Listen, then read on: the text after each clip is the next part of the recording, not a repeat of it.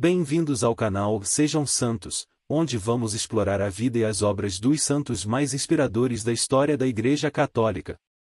Nós vamos compartilhar suas histórias, seus ensinamentos e seus exemplos de virtudes, esperando que possam nos inspirar a viver de acordo com os ensinamentos de Cristo. Então, se você quer aprender mais sobre esses santos e descobrir como suas vidas podem ser caminhos que nos levam a Jesus Cristo para nós hoje, inscreva-se no nosso canal e deixe o seu like. Inscreva-se hoje mesmo, divulgue nosso canal a seus amigos e comunidades e nos ajude o nosso canal para que possamos alcançar mais pessoas na divulgação a conhecer mais a vida dos santos. Onde a santidade é uma jornada diária. Faça parte dessa comunidade de busca pela santidade.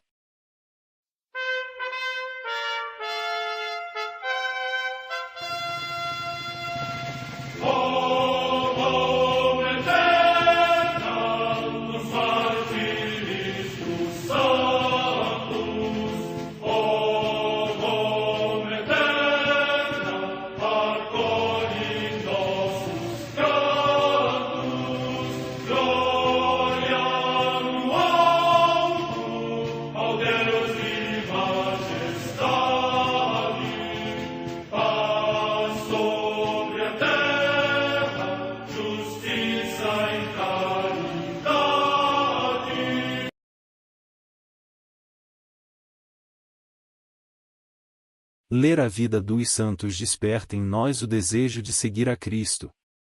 Através de suas vidas podemos aprender as virtudes, a sabedoria e o amor de Deus. Cada santo nos oferece um modelo de vida a ser imitado, como diz São Paulo na carta aos Hebreus, capítulo 12, versículo 1. Estamos rodeados por uma nuvem de testemunhas. A Igreja foi fundada por nosso Senhor Jesus Cristo não apenas como uma instituição, mas uma autêntica família. Os santos mártires, confessores, doutores, as virgens, os santos pastores e todos os demais santos são realmente nossos irmãos que nos precederam no caminho da fé e já estão no céu, para onde também iremos nós, pela graça de Deus. Portanto, sede santos, assim como vosso Pai Celeste é santo. Mateus capítulo 5, versículo 48. Hoje, dia 18 de maio, celebra a Igreja a vida desse grande santo, São Félix de Cantalício. A Santa Madre Igreja celebra também nesse dia os santos São João I, Papa e Mártir, que, enviado pelo rei Ariano Teodorico ao imperador Justino de Constantinopla, foi o primeiro pontífice romano a celebrar o sacrifício pascal naquela igreja. No regresso de Constantinopla, foi recebido indignamente pelo mesmo Teodorico e metido no cárcere, morrendo em Ravenna, na Emília-Romanha, como vítima de Cristo Senhor. Morte no ano 526. Em Salona, na Dalmácia, na odierna Croácia, São Félix, mártir durante a perseguição do imperador Diocleciano. Morte no ano 299. No Egito, São Dióscoro, mártir, filho de um leitor, que, depois de muitos e diversos tormentos, foi decapitado e assim consumou o martírio. Morte no ano 303. Em Alexandria, também no Egito, os santos Potamião, Hortásio, Serapião, presbíteros, e seus companheiros, mártires. Morte no século IV. Em Ancira, na Galácia, hoje Âncara, na Turquia, os santos mártires Teódoto e Tecusa, sua tia paterna, Alexandra, Cláudia, Faína, Eufrásia, Matrona e Julieta, virgens. Estas últimas, depois de terem sido constrangidas pelo governador à prostituição, foram imersas numa lagoa com pedras atadas ao pescoço. Morte no ano 303. Em território da Argóvia, na Helvécia, hoje na Suíça, o beato Burcardo, presbítero, que foi pároco de Benvio e orientou com grande solicitude pastoral o povo que lhe estava confiado. Morte no século XII. Em Uppsala, na Suécia, Santo Érico IX, rei e mártir, que durante o seu reinado dirigiu sabiamente o povo, defendeu os direitos das mulheres e enviou à Finlândia o bispo Santo Henrique para propagar a fé cristã, mas, finalmente, quando participava na celebração da missa, caiu apunhalado pelos inimigos. Morte no ano 1161. Em Toulouse, junto ao rio Garona, na França, o beato Guilherme, presbítero da Ordem dos Eremitas de Santo Agostinho. Morte no ano 1369. Em Mergentheim, na Alemanha, a Beata Blandina do Sagrado Coração, Maria Madalena Merten, Virgem da Ordem de Santa Úrsula, que associou sabiamente com a vida contemplativa o cuidado da formação humana e cristã das jovens e das adolescentes. Morte no ano 1918.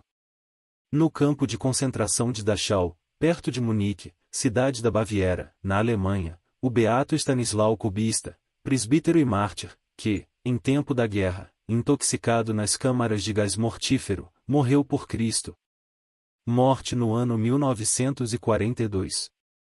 Em Artheim, localidade próxima de Linz, na Áustria, o beato Martin Opradek, presbítero da Ordem dos Frades Menores e mártir, natural da Polônia, que no mesmo tempo e do mesmo modo alcançou o reino celeste.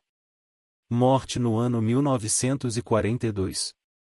Vida de São Félix de Cantalício. Religioso da Primeira Ordem, de 1515 a 1587. Canonizado por Clemente XI no dia 22 de maio de 1712. Félix de Cantalício foi uma das mais populares e mais características figuras da Roma do século XVI. Nasceu na aldeia de Cantalício, pequeno povoado no sopé dos Apeninos, próximo de Rieti, em 1515. Até aos 30 anos, trabalhou no campo, como agricultor, viajando, depois, para Roma, não para gozar dos divertimentos da gente da cidade nem para melhorar sua condição de pobre e humilde. Entrou como religioso na Ordem dos Frades Menores Capuchinhos, e a partir de 1547, até a sua morte em 1587, dedicou-se a pedir esmola de porta em porta no convento de São Nicolau, hoje chamado de Santa Cruz dos Luxesi. Passava pelas ruas de Roma, com o seu áspero e pobre hábito, pedindo esmola, não só para o convento, mas também para os pobres e para os doentes. A todo aquele que lhe dava qualquer coisa dizia sempre, deu graças a Deus. Aos que não lhe davam nada, dizia também, deu graças. Por isso, bem depressa começou a ser conhecido pelo nome de Frei Deu Graças. São Filipe de Neri, o apóstolo florentino dos romanos, tornou-se o seu grande amigo. Quando São Filipe o encontrava na rua, pedia-lhe publicamente conselhos e ensinamentos. A simplicidade espontânea e popular de Frei Félix rodeava-o de gratificante admiração. São Carlos Borromeu tinha-o em grande consideração, como muitos outros prelados que reconheciam naquele inculto, mas tão espiritual capuchinho, uma capacidade intelectual extraordinária. Predisse a Sisto Vei que este seria papa e aconselhou-o a comportar-se dignamente quando fosse. Viram-se muitas púrpuras cardinalícias e dignidades prelatícias a inclinar-se diante daquele aldeão, vestido de hábito capuchinho. Félix tinha temperamento místico. Dormia apenas 3 horas por dia. O resto da noite consagrava-o, na igreja, à oração, na contemplação dos mistérios da vida de Jesus. Comungava todos os dias o corpo do Senhor. Nos dias santos era seu costume fazer a peregrinação às 7 igrejas de Roma ou, então, visitava os doentes nos diversos hospitais da cidade. Alimentou sempre terna devoção para com Nossa Senhora que lhe apareceu muitas vezes e lhe entregou o menino Jesus que ele estreitava amorosamente nos braços. Morreu aos 72 anos, no dia 18 de maio de 1587, arrebatado numa visão de Nossa Senhora. A sua sepultura, na Igreja da Imaculada Conceição dos Capuchinhos de Roma, converteu-se em lugar de peregrinação.